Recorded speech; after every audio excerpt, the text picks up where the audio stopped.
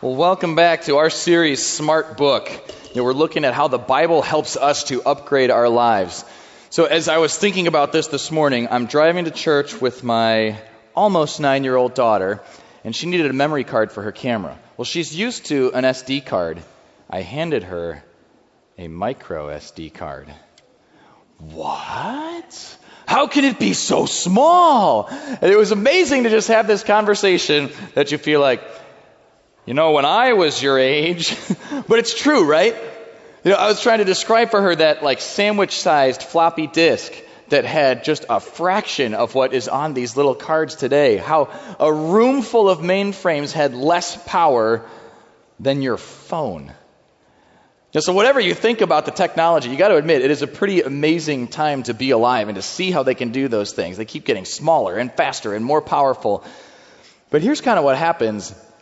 The other piece that goes with that is that the technology can start to take over. And we all know this, right? It's the social media, it's Facebook, it's LinkedIn, it's all these platforms, it's email, it's text messages, Hold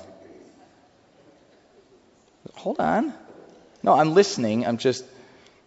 Check this real quick. I'm sorry, I wasn't listening. What did you say? Right? It happens to all of us. And we can all sit here and be like, I know. Oh, yeah, I do that too. But what do we do about it?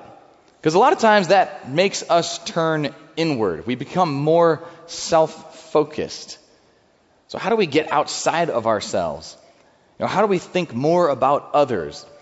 Well, we are blessed today to have a guest speaker. Beth Guckenberger is with us. And Beth, I'll invite you to our stage. Let's give her a warm welcome.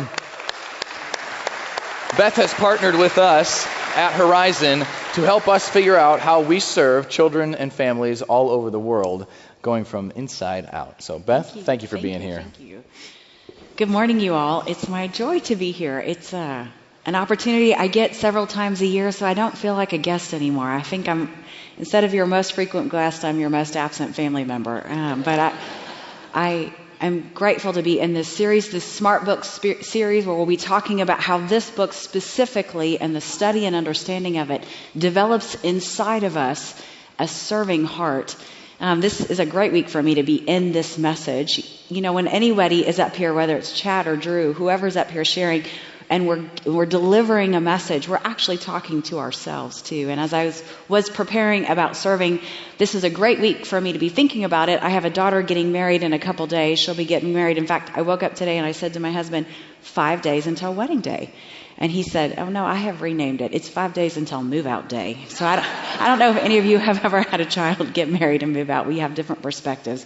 I was telling him last night as they were in our house, maybe this never happened to you, or you haven't had any of your children grow up and get married, but kind of out the front door walks things like your lamps and your mattresses. He was like nailing to the floor our favorite furniture last night, and I was preparing this message, and I said, this is just a chance for us to serve them this week. But we're going to be talking about how really when we serve other people, the very definition of service is we don't expect anything in return. So if I take your child to school today because tomorrow you're taking mine, I didn't serve you today. I actually just traded with you. And if I did something for you because I'm hoping somebody looks at me doing something for you, I didn't serve you. I just postured myself for someone else's benefit. Or if I give you something because I'm hoping that you like me better on the other end of it, I actually didn't serve you with that gift. I just manipulated you. And this SmartBook wants to help us avoid traps and paths of posturing and manipulation, because the one who wrote it understood that those roads lead to our death and destruction.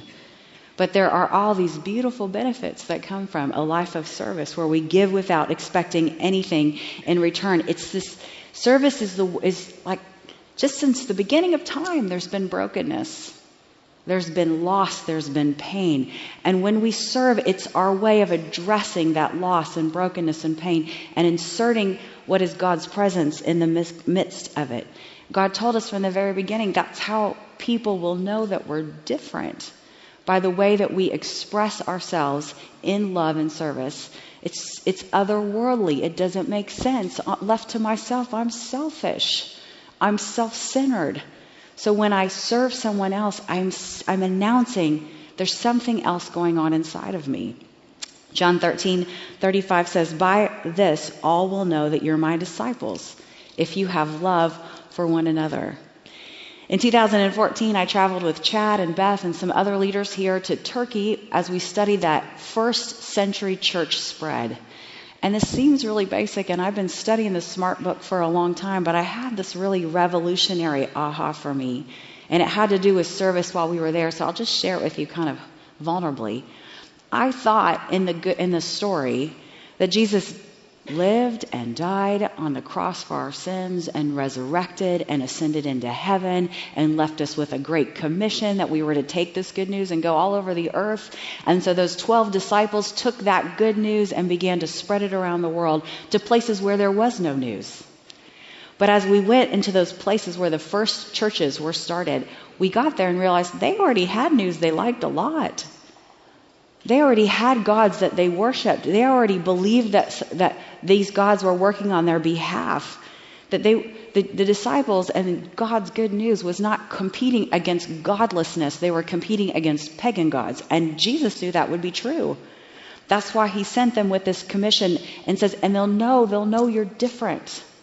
They'll know that this is the capital T truth. They'll know that this is the enduring word, because of the way you'll treat each other and the way that you'll treat them. Today, we bring this gospel message and we compete against things that people worship all the time. Just today, they're not maybe Greek or foreign gods. Instead, today we worship things like power and reputation and money. And the way that we get through those messages with the capital T truth is the way that we serve and love each other. In June, I had the opportunity to travel back to Israel, and we studied this idea, this Hebrew concept called Tikkun Olam, which literally means in Hebrew, to heal and repair the world. In fact, I was in Jewish hospital about a month ago, and I saw this is etched in the glass in their front lobby, this idea to heal and repair the world. It honestly literally means to take crooked things and make them straight. And we live in a world today that is full of crooked roads. I mean, one of the first things I do in the morning, for better or worse, is look at the headlines. And when I read about the things that are broken around the world, the lines that are crooked around the world, I can understand why God has sent us as his people into the world to straighten some of those crooked paths, not because we have strength in and of ourselves, but because we represent him in that world. And there are some famous examples in the world of people who have spent their life taking crooked roads and trying to make them straight. Think about like Mother Teresa. She's a wonderful, beautiful example. She set up her shop right outside in India of a temple where people were using children as prostitutes for worship, and she would gather those children after those practices who were broken and hurting and confused, and she would care for them and minister to them and feed them and love them and help take what someone else has twisted up and make it straight. Not in her name, but in the name of God. Think about relationships and friendships in your life. You know what it feels like when you're all twisted up. When some circumstance or relationship in your life has you all turned around and you don't know quite what to do next. When someone enters into your life and begins to serve you, things start to feel settled. There's a peace that comes into our life. There's this joy. Last time I was here with you in the spring, I told you one of my favorite passages comes out of Exodus chapter 25, where God is giving instructions on how to build a tabernacle to Moses. And he says to him, just make some room for me, and I'll come and fill the space. That's exactly what Tikkun Olam is. You just go into those crooked, dark, scary, hard, confusing places, and you make room for God. And then you watch him come and straighten the road. One of my most favorite stories right now I can't stop thinking about the testimony of a man who went into a place where things were all messed up and he tried to heal and repair that brokenness, is a Polish pediatrician from the World War II era named Janusz Korczak. And he was born, by 1912, he was already a pediatrician, and he was publishing books. He was a children's author. He also wrote books for adults. And his particular area of study was on orphan children. So because, I know Drew didn't tell you totally, but that's my day job. I work with back-to-back ministries where we care for widows and orphans around the world. So this is an area that I'm particularly endeared to. And his study, like 100 years ago, was about how children develop best when they're in a family-like, nurturing, caring environment. And he was trying to tell people in Eastern Europe all about these theories that he was developing. But the problem was that people were like, well, the easiest way to take care of orphans is to stick them all into an institution, lying bed after bed after bed after bed. And when you herd them like cattle, you can manage the problem in that way. And he said, children aren't to be managed, they're to be parented. And as he was trying to build a platform for that argument, he decided, I'm going to just open up an orphanage in exactly the way I think they should be run. So in 1912, he opened up something called the Orphan Society, where he put kids in little family pods of 8 people. And there they learned how to do things like resolve conflict within that group and care for one another and ask about their day. And he had plenty of resources because of his profession and because of the royalties from his writing, that he built this beautiful place for the kids to live. And then Hitler continued to increase in power. And finally, there was a point in that war where they moved anyone with a Jewish background out of Warsaw into what was called the ghetto. And as the children, about 200 of them, were moved into the ghetto, he decided to relocate his own residents into that space to be with them. He understood this idea that we're to heal and repair the world, that this is what service looks like. They continued for a couple years in that ghetto as Hitler's power continued to rise. And then one day in 1939, 1939 is when they moved to the ghetto. In 1942, on August 5th, 1942, there was a knock at the little makeshift door of their ghetto orphanage. And they were completely surrounded by SS officers. And they told the doctor that it was time for them to board the train, that 12 staff, 205 kids, and himself would be escorted to a concentration camp. He told them to give him a minute. He gathered all 200 of those children together, and he told them they were going to go on a journey together, and that they were to put on their very best clothes and to find their very favorite toy or book. As the kids got ready kind of excitedly for what it was that was next, they boarded a train. They traveled to the edge of the concentration camp. As they got to the gate, one of the officers recognized Dr. Korczak and said, "You're the author of my child's favorite children's book. I'll tell you what, there's no way we want you to lose your life today. Get the children in and we'll get you out. You do not have to die today." And the last words that Dr. Korczak is recorded as having said as he looked at that officer and the ones that had gathered behind him, and he said, "You don't leave a child in distress." And off that day he went, and they were never heard from again. And there's something to me beautiful that here we are 80 years later, and his testimony and his story is inspiring to me. That we have this tradition, this wake, this opportunity to lay our life down, some physically. I mean, he gave his entire life. He followed that Matthew 20:28 verse that says, "Just as the Son of Man did not come to be served, but to be served and to give his life as a ransom for many." Well, most of us probably won't have to give our physical life for someone else. We are asked to lay our life down, to sacrifice things like convenience and comfort, to take a sacrificial phone call, to make time in our day for people whose roads are feeling crooked, to enter into their space. And God actually literally wired us to enjoy it. He literally designed our brains to enjoy it. You know, like when you're having a bad day, you're like kind of feeling down about whatever. Our tendency is to treat ourselves at that point, right? To gift ourselves something so that we'll feel better. But science actually says that when we do something for somebody else, we get twice the dopamine through our brains. It's what they call the helper's high.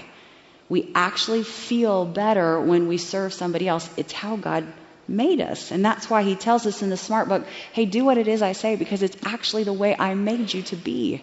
This is how I created this system.